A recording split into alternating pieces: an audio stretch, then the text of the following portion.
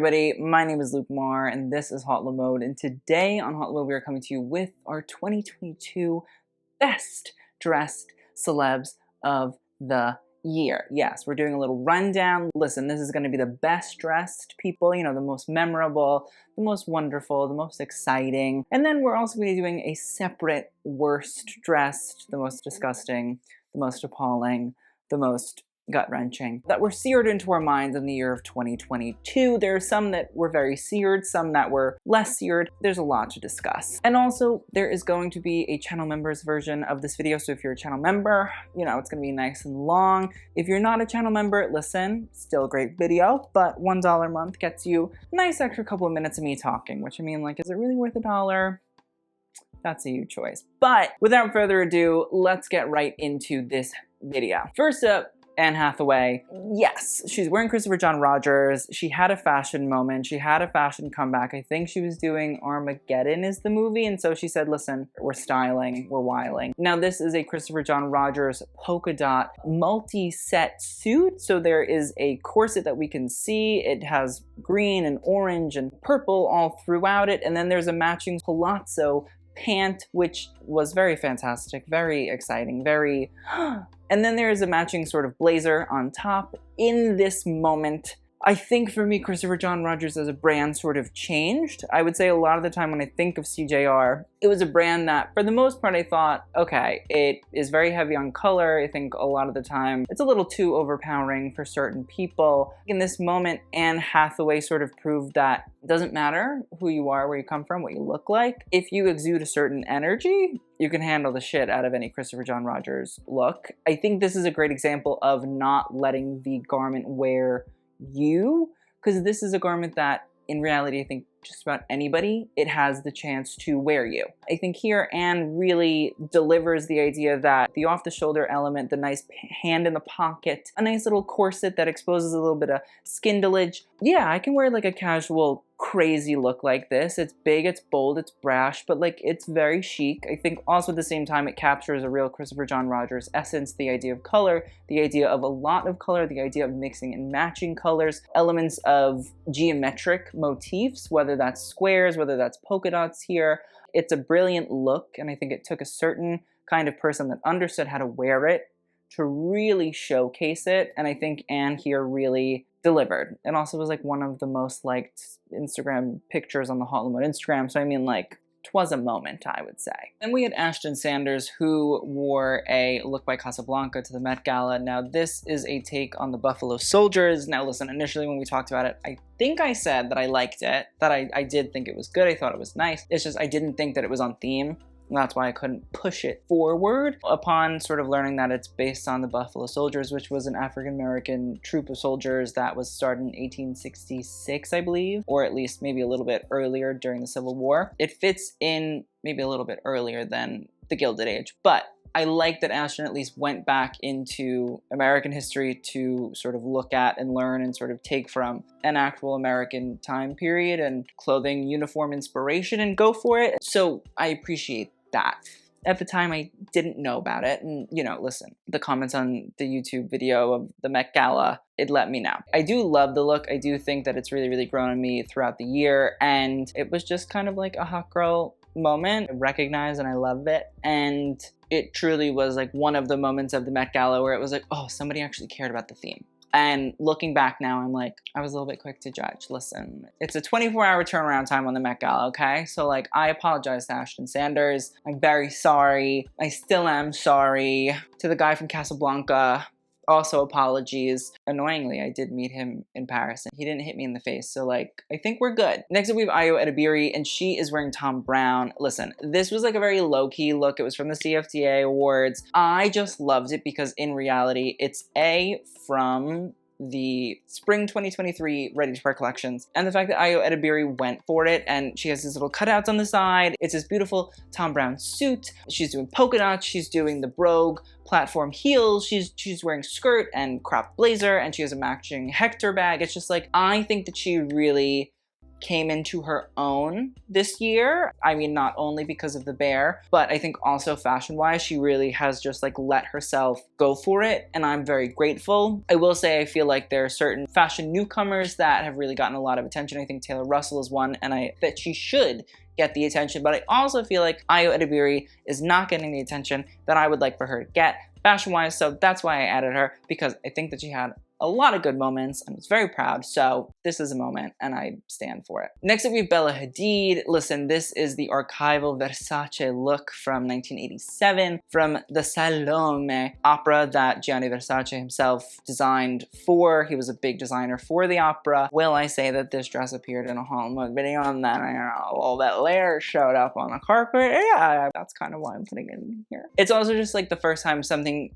I feel like I've put up on the Hautelemode then sort of materialized on somebody at a later point, which kind of love. Not saying that I'm a stylist, because I'm not, but I just thought it was like fun and it's a nice little pat on the back for me. As for the dress though, I like the fact that we're pulling out Versace looks that are not from just the runway. I feel like Versace this year has really gone for referencing and self-referencing, especially on the red carpet. I like the fact that we're also pulling and allowing looks to be pulled from Gianni's archive that was in reality not just runway. And I think a lot of people that were not around in the 1980s didn't get to see the looks from the operas that he did. So I'm happy to see sort of styles like this come up and about. I think Bella looks stunning. I think the fabric swag, it's stunning, it's remarkable. It creates such an intriguing shape. I think the mermaid cut is also really wonderful. I think she's just a fashion girl. And I think this year Bella sort of teaming up with La Roche to have fashion moments has also been really, really incredible to see. So like, shout out to Bella, shout out to La, shout out to Versace.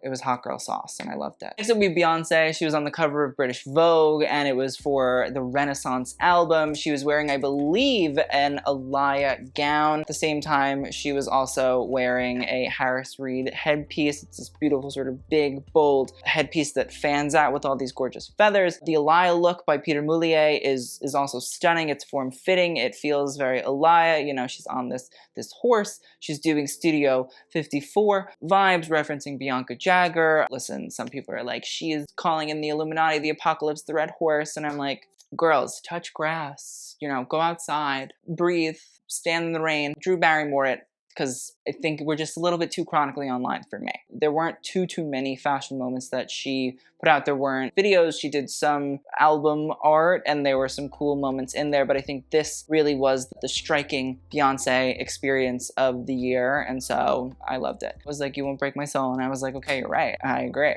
We then had Billy Porter. Listen, Billy Porter, I don't love every look, but I think when there's a look to be loved, I appreciate it. This Rick Owens look, it was a moment and it was stunning and it was wonderful and I was very happy about it. I don't even know what they are. They're like little, I call them like devil shoulders. They're not pagoda shoulders. They're like these weird, it's almost like somebody broke his shoulder and like it's kind of weird and creepy. But again, I think that's the great thing about clothing, and when you see clothing like this where it looks as if it's altering the actual formation and anatomy of the body, and I think that is what good clothing does, or at least clothing that is trying to push the needle forward. It reconstructs the body in our mind through visual and construction elements. I think that's why this is so good. The tunic top with the mermaid skirt with a little bit of a train gives it red carpet feeling. It gives it a little bit more of a upscale edge, but again, like, it's Rick Owens, so you have this sort of crusty knit in gray, and you have Kiss platform boots. Like, it's weird, it's wacky, it's wonderful, it's wild. Shout out to Billy Porter, because it was a moment. Next up, we had Bretman Rock. Bretman, again, this year, like, went for it. Like, handled the influencer fashions very well. Bretman wore this Robert I look. It is a beautiful jacket with sort of gorgeous elements of Robert I's. The way that sort of fabric loops itself in and back up. The fact that we have these gorgeous pleats, both in sort of a top formation and in a pant formation. And then even on the collar, it just feels like a beautiful bird, flows and moves and grooves. The eyewear, in reality, even though it's not really glasses, it's kind of like a face piece that you can remove that little stem situation going on there and put something else in there. It also gave, in my opinion, Bretman just a little bit more fashion cachet than he already had, which was he's able to just go for it. He's able to just work a look. He, again, is somebody that can command a moment. It's not overpowering him. It's not eating him up. Against the backdrop of the BOF gala fabric swags, you still can feel the look. It does not overpower it. It does not take away from it. In reality, you're like, holy shit.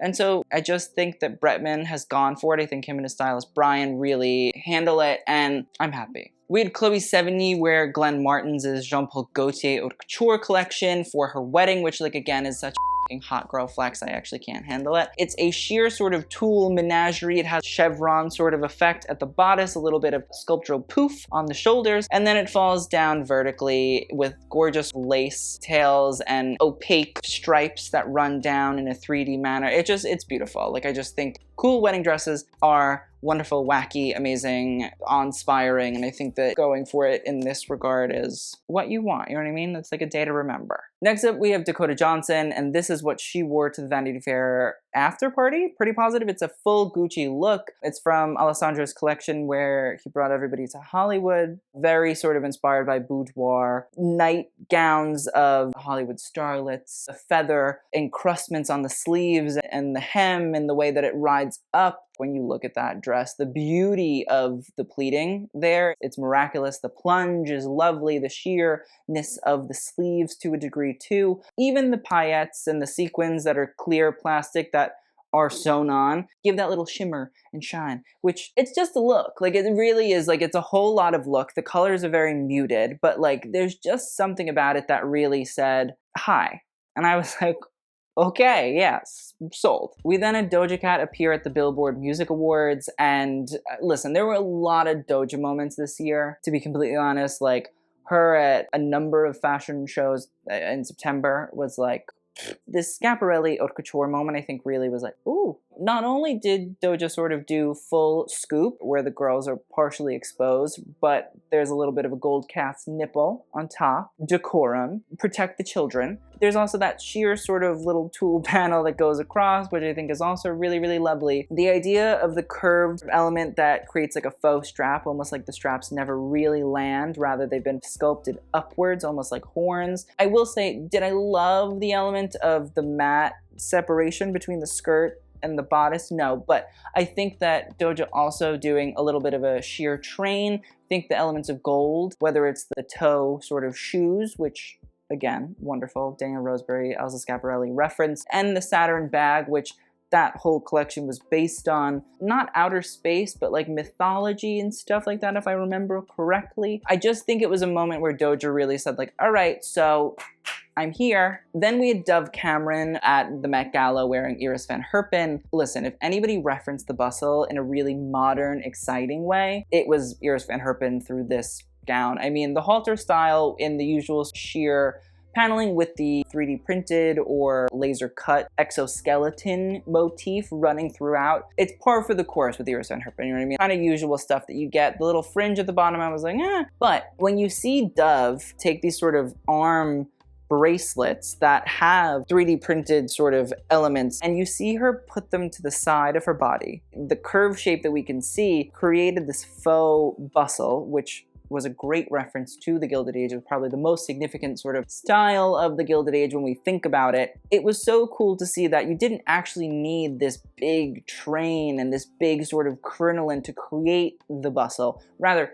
you could go about creating the shape and the silhouette of the bustle, something that in reality was a little bit more modern, a little bit less dense. It just felt like, oh, somebody actually thought about the theme. Like, that's nice. I don't know. I just think it really was like one of the best looks of that whole Met Gala. Next up, we had Gigi Hadid, and she wore Versace to the Met Gala, and I think that it really was like a moment. How referential of the Gilded Age it was, don't really know, but I do genuinely think that it was like, oh shit, this is pretty fashion forward, girls. I think that this gigantic puffer coat, for me, feels very Charles James, who was a big referencer of Victorian and Edwardian dress. But I do think that regardless of trying to find the reference, trying to not find the reference, it just was chic. I think a puffer coat as a floor-length coat situation was just like, ooh. I think the full latex bodysuit underneath with the little corset put over top it added a real oomph. I think it really had a presence, a vision, a memorable factor to it. And so I think really, truly, it was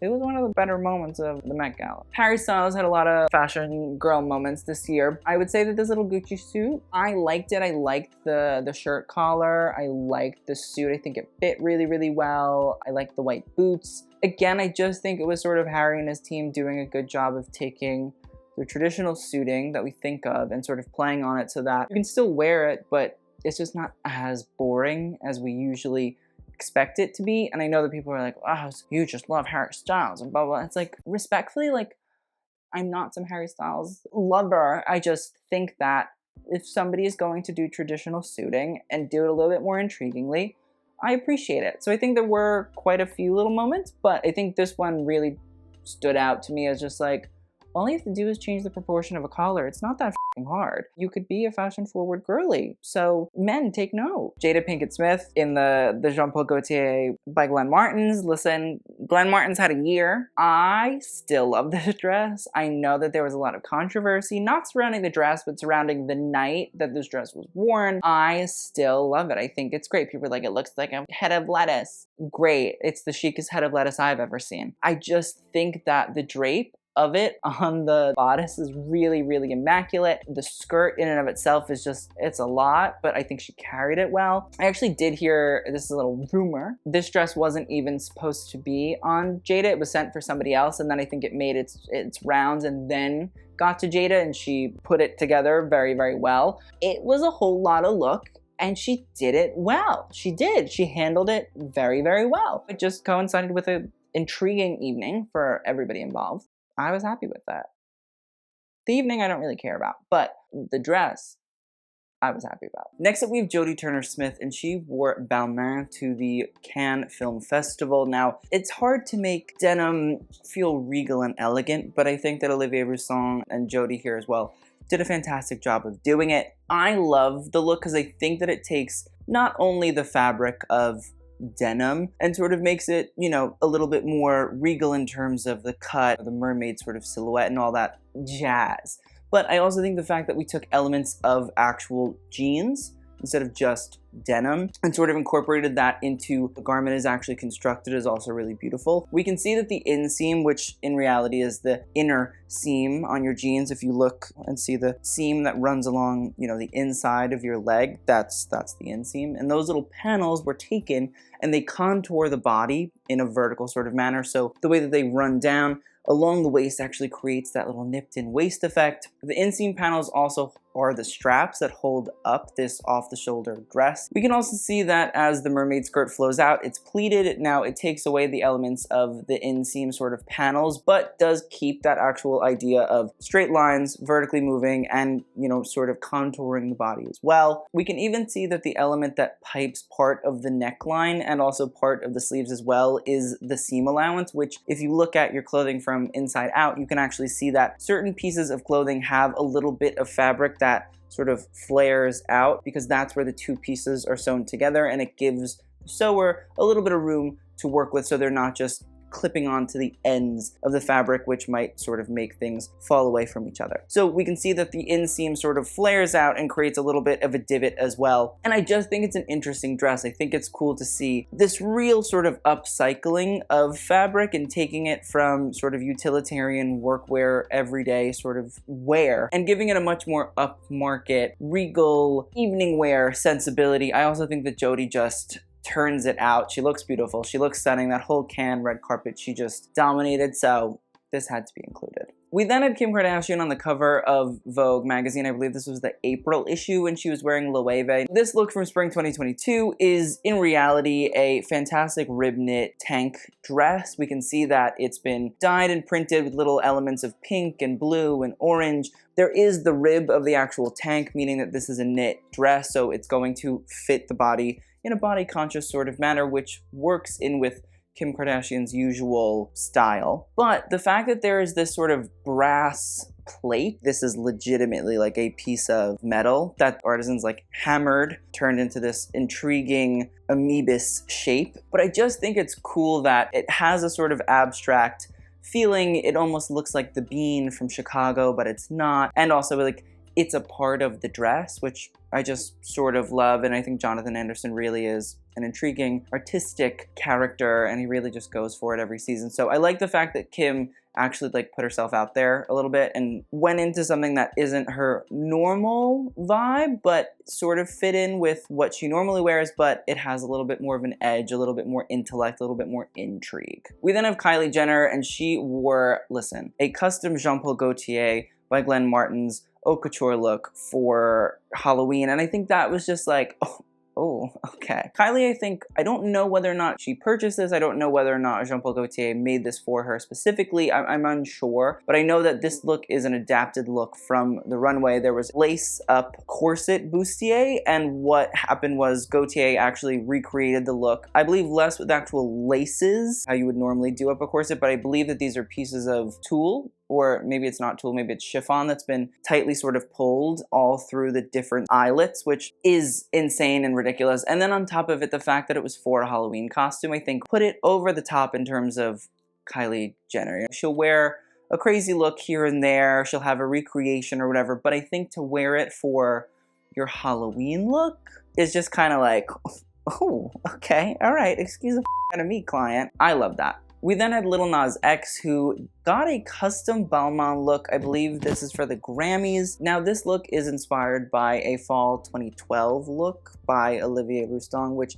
was his first collection for Balmain. And I think it's cool to see it sort of adapted into a pant style. I believe it was sort of originally a short dress, but here it's been turned into a nice jacket. It has a nice firm shoulder, but it's not Olivier's usual sort of like really sharp 80s Claude Montana-esque shoulder. Rather, it's just like a nice sort of wide, simple shoulder. You can see that there's a lot of beading detail. We can see that this look is actually quilted. It's also sort of crystallized, creates little elements of trellis work. It creates elements of grid situations. There's little designs and motifs running throughout, squiggles. There's, you know, the whole butterfly aesthetic. The collar is full of crystals and beads and pearls. The pants the same way, the shoes as well. It's a whole lot of look, but I kind of just love it. It's strange, it's weird. I think it's fun for designers to look back at their own archive if they've been at a house long enough and sort of reinstitute those looks and ideas back onto celebrities in the modern age. Then we had Lizzo at the VMAs. She wore a Jean Paul Gaultier by Glenn Martens haute couture look. I think the fact that Glenn Martens is like probably the most talked about designer on this list this year, it just proves a lot. I also would say I love this dress. I think the off the shoulder is really, really cool for Lizzo. An asymmetrical sort of neckline is intriguing and different, and it's almost like the dress has beautiful black silk sludge flowing out like a geyser, and it's a big gown. It's a whole lot of gown. I think is nice and intriguing. I also think that for Lizzo, it's cool to see her sort of do an off the shoulder moment to show a little bit of body up top and then let the dress sort of really be a whole lot of dress everywhere else. I think that Lizzo really like pushed herself this year. I think her and Brett Allen Nelson, who have been working together, really have been going for it. I'm very happy for her because it's nice to see that sort of evolution. Then we had the queen, Michelle Yeoh, who, I'm gonna be honest, like she had a fashion year as well. She did everything, everywhere, all at once. I'm also just like a Michelle Yeoh fanboy. This little Bottega look that I believe is from Mathieu Blasy's first collection for Bottega is fantastic. You have this beautiful sort of bodice that is a sculpted sort of style. It's intriguing because it does have a little bit of flair, but we can see at the waist area, it's firm, it's stellar, it's stark. But the sleeves, they have a little bit of shape, a little bit of movement, a little bit of texture. I also think we can see the way that the bodice sort of wraps around the hips also gives it a little bit of texture, a little bit of intrigue there too. The part that's really, really so lovely is that skirt made up of all leather, little tassels of yellow and white. And the thing about Mathieu Blasy is he's taken leather and he's trying to make it something that we don't normally associate it with. I think it's rarer to see a leather tassel. Maybe on a bag, maybe you see it on a Western jacket of leather on occasion, but as a full regal skirt, no, it's not usual. And I think that he's really done quite a lot of intriguing leather works recently to give that idea of leather as everyday, leather as a trompe l'oeil, leather as sort of a facade of regular garments and making it sort of work in your everyday life. I love the look. I think it's beautiful. I think it captures an intriguing element. I think it really does have a cool texture to it, but at the same time, it feels like it's appropriate appropriate and works, and it has sort of almost like a conservative nature to it. It's not trying to be daring and over the top, rather it just sort of exists beautifully but is so chic and elegant. So I'm a fan. Next up we have Nicole Kidman on the cover of Vanity Fair, and I wanted to talk about the look because the Miu Miu collection with the short schoolgirl skirts and crop tops and high socks and little loafers, that was the year of this. I think it's the spring 2022. Miu Miu skirt, she ran the year. She was beloved, she was hated, she was liked, she was disliked, she was in, she was out, she was up, she was down, she was all of the above. But I think that with Nicole Kidman, it's like, holy shit. To see it not just on a Bella Hadid or a Emily Ratajkowski or a model on the runway, but to see it on like a celebrity also I think was very, very intriguing. I think Nicole Kidman is like 55 right now, and so I mean, like, I think it's a good example of anybody could wear whatever they want. I also know that obviously it's a question of, is this fashion or are you just skinny? And my thing about it is, I know Miu Miu didn't produce larger sizes of these, which I think was wrong and bad, and I just don't know why it wasn't ever done, because I think that anybody should be able to wear this. And I think that's my other point about this, is the Miu Miu skirt, yes, I think bringing it back and sort of only putting it on people that are very thin, not the way to do it. I think that putting it on a range of body sizes would have been the way to go about it, the way to sell it to people. I don't think that thinness is the only form of beauty or the only form of fashion, and I think for 2023 we should be tearing that down a lot more. Yes. Next up, Rihanna. Listen, Rihanna went full pregnancy this year. She turned it out in a menagerie of looks. I mean, it was hard to like pick one, obviously, because there were so many good moments that I really was like, oh, Rihanna, don't let anybody stop you. Show that baby bump. But I think that the debut pictures of Rihanna and A$AP Rocky announcing that they were pregnant is probably my favorite, because Rihanna is wearing a vintage Chanel puffer coat with nothing underneath it, which kind of iconic. She's wearing a big pair of slouchy ripped jeans, some Chanel belts with the leather running through and the gold, some Chanel costume jewelry. It just was like chic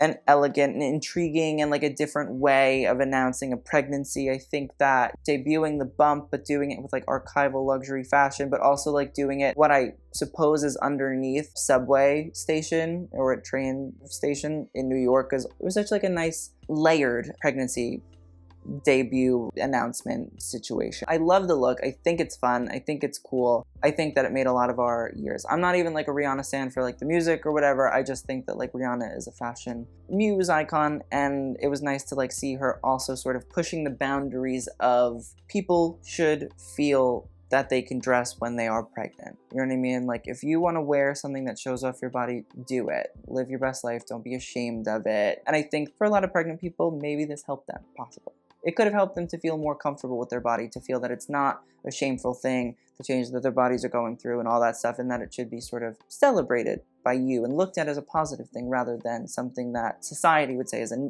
negative thing outside of the whole baby being born element. Body changing and all that, people are, it's nice to see, and so it was a good fashion moment. Next up we have Sofia Carson and Carolina Herrera. Now this was for the VMA Awards. I love this dress so much. I think it was so, so beautiful. It's like that elegant Carolina Herrera simplicity where it's a beautiful gown, it's strapless, and you can see the sort of bra cup underneath the infrastructure of the garment. But what we can see is this beautiful, I think it's a taffeta shawl hood situation. So in reality, the shawl sort of goes up, I presume, into Sofia Carson's hair and then sort of flows down. It creates like a shawl effect. It's gorgeous. It frames the face. It has a sort of Madonna-esque feeling to it. I just think that like for Wes Gordon, this is like, you know what I mean? It's a simple dress in the sense of the structure of it, but it's so elegant, it's so lustrous, it's so beautiful. I think the color work is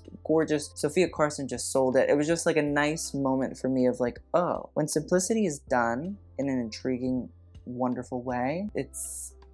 We then had Taylor Russell, and Taylor Russell, to be fair, was another sort of star this year when it came to style. She broke out on the Cannes red carpet, and then she just sort of went from strength to strength. It was ugh. I love this Alexander McQueen look though. She wore this, I believe, to the Academy Gala as well. The look is based on a style from one of Alexander McQueen's most iconic collections, number 13. And we can see that there is a similarity between the black halter style that is fully backless and exposes sort of side boob, and the Alexander McQueen runway piece that is in reality brown rather than black. Sarah Burton added a leather skirt, but from the front you can't really tell, but from the back it references another iconic Alexander McQueen style and silhouette, one that he actually invented himself, called the bumpster. And so in reality it would go and sort of expose like the top of the crack of the ass based on builders and sort of construction workers that Alexander McQueen would see, you know what I mean? Like the old stereotype about how like builders or plumbers have like their booty cracks out on occasion when they're like kneeling down or doing work or something like that. What he did was he exposed the crack of the ass, but it also elongated the torso. So in reality, it might be seen and talked about as vile, but in reality, it expanded a certain part of the body. So it changed the sort of structure of the body via a garment, which is an intriguing thing to do. That's what we call a silhouette, and it's very difficult to do. The fact that Sarah Burton sort of brought the bumpster back for a little bit, didn't show crack, but like close to the crack, was also another cool sort of way to layer in a beautiful Alexander McQueen reference. So I love the look. And the fact that Taylor Russell just said, sure, I'll do it, makes me love her even more. Next up, we have Taylor Swift, and she wore this Oscar de la Renta dress. And honestly, I like when Taylor Swift wears Oscar de la Renta. I think that her work with Fernando and Laura is great. I think it makes sense. I think that in reality, she's fashion forward looking, she's chic, she's intriguing and interesting. And I think that's like how things need to work. She's been an Oscar girl for quite some time, and I think that she needs to not stray from that. If you guys remember that look, I think it was the Grammys or something like that. I think what we have here is essentially a similar version of that, but it's a halter style and it's instead crystals that all sort of move up and down around. And it's just a beautiful look. It's intriguing, it's daring, it's cool. Just, it has a nice sort of dégradé to it. She just looks great. She looks both elegant and chic, but at the same time daring. And it's like what I want from Taylor Swift, not the bad 1930s Greta Garbo remakes that are making me feel nauseous and ill. And lastly, Zendaya. Listen, Zendaya's look from the actual Oscars, I did not love. But Zendaya's after party look, wearing Sports Max, this beautiful tailored suit, double-breasted, sharp shoulder, gorgeous, gorgeous pants. Oh, it was great. It was like, why the f didn't you wear that? It's a hot moment. It still is a hot moment. It just shows her versatility and her range when it comes to clothing. Like, there's just very little that she cannot wear, that she cannot really make somebody say, oh my god. It's a beautifully cut suit. It's gorgeous. The shape of that blazer is phenomenal. The purple shirt underneath just adds a little pop of color that you just desire so badly. Like, it just was chic. It was elegant. It was amazing. With that, let's, I guess, name a best dressed of the year. What is the best fashion moment, in my opinion, from 2022? This is going to be a little bit of a controversial opinion. I'm going to have to say Jada Pinkett-Smith in the Jean Paul Gaultier Couture by Glenn Martens. I know that it was controversial because of other reasons, but I just think that that look in and of itself really was like, oh. I think I gave Jada Best Dressed in our Oscars video because I just think it really was such a moment. The way that that dress just was covered post the Oscars, it was sort of constantly shown, constantly looked at, constantly discussed. And so I just think it really was a fashion moment of the year. It's memorable. It's a memorable look. So that's my thoughts. So I hope you guys enjoyed this best looks of 2022. There will be a worst looks of 2022 as well coming up, so don't worry. I will see you guys in the next video, and TTYL.